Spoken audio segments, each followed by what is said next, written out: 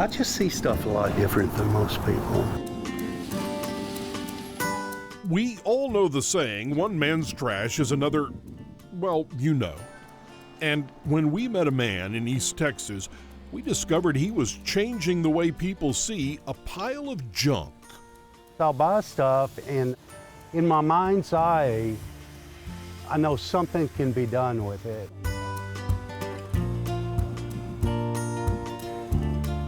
Ray Guest's mind's eye has never seen the inside of an art classroom. In fact, he's had no formal training in this at all.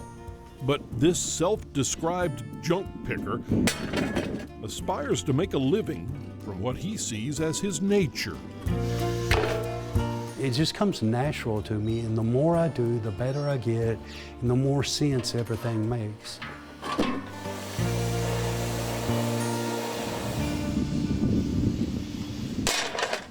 Over the years, Ray has begun to accept the prestigious title of artist. He uses his talents to tell a story, his story. He makes a living scouring through heaping pyramids of rusted pieces long ago forgotten, because he really does see the beauty among the thorns. People pass this stuff by all the time, and I'm not really worried about competition and all that, because you got to develop your eye. I've had a lot of time to develop it, so I look for cool stuff. Each one of my pieces tells a story, if you know what to look for.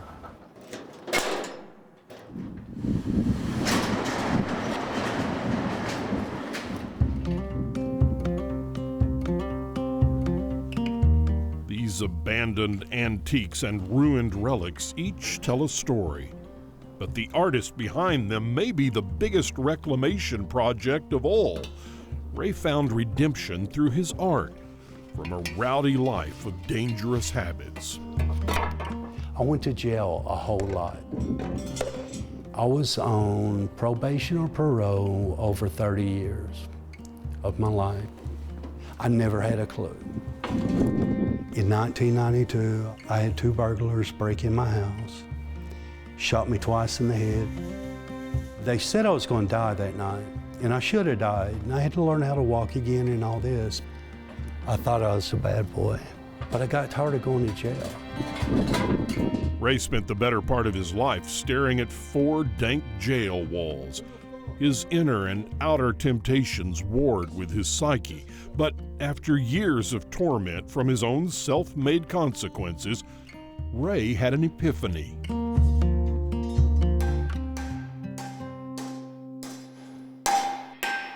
The last time I was in jail, I thought, you know what? The only way I'm going to win this game is to quit. Quit drinking and quit doing drugs. I bet you I don't go to jail. Ray cleaned up. His reckless run-ins with the wrong crowd no longer held any appeal.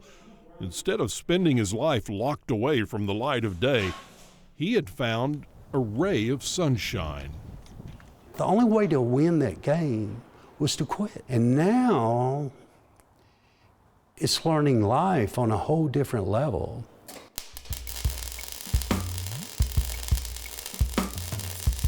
And art's a part of my life.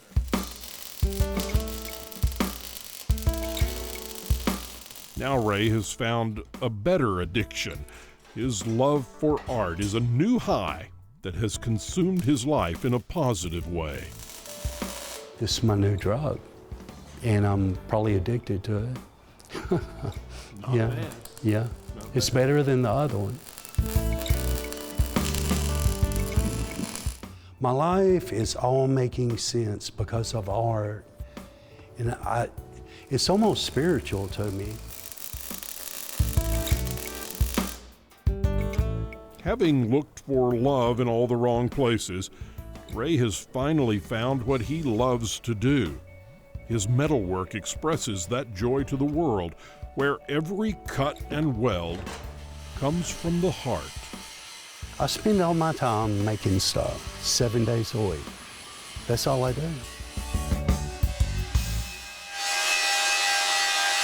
This is from my soul. See, that heart is more than just a heart. What is it? That's my heart. That's pretty deep stuff, you know. Yeah. When asked to define art, our East Texas artist had a simple explanation. Simple and meaningful. The way he's beginning to see his life. Well, I know my art's doing something for me. It's therapy. I grew up in a very bad home. Wasn't much love. What it boils down to is I used to be a bad boy and all that, and I've turned my life around. And now I'm a good boy, and now I'm an artist, and my life's totally different than what it used to be.